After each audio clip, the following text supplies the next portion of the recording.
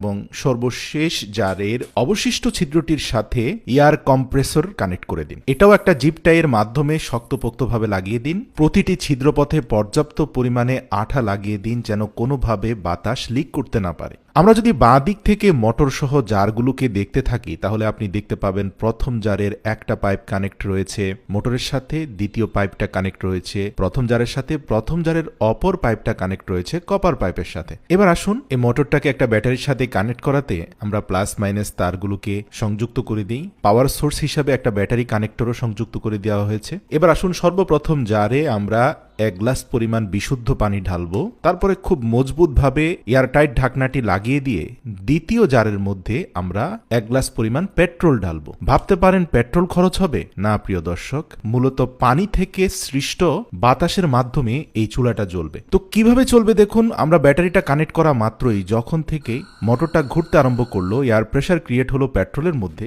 পেট্রোলের বক্স থেকে বের হওয়া বাতাস গিয়ে চাপ দিল পানির বক্সে। পানির জার থেকে বের হওয়া বাতাস, যার মধ্যে 90% পানি আর 10% পেট্রোলের জ্বলিত উপাদান মিলে একটা তীব্র আগুনের স্ফুলিঙ্গ বের হচ্ছে। তো সাধারণ গ্যাসের চুলার সাথে এই চুলার পার্থক্যটা কি? এই চুলায় আপনি মাত্র 3 থেকে 400 গ্রাম পেট্রোল দিয়ে অন্তত 10 দিন পর্যন্ত আগুন জ্বালিয়ে বিভিন্ন ধরনের রান্নাবান্নার কাজ করতে পারবেন। এই আগুনটা জ্বলতে পানি এবং বাতাসের প্রেসারের ভূমিকাই সবচেয়ে বেশি। পেট্রোলের খরচ খুবই কম। সত্যি আপনার মস্তিষ্ককে ব্যবহার করে বিজ্ঞানের ছোটখাটো জ্ঞানগুলোকে অ্যাপ্লাই করলে জীবন আরো অনেক সহজ হয়ে যায়। ভিডিওটি ভালো লাগলে অবশ্যই প্রিয়জনদের সাথে শেয়ার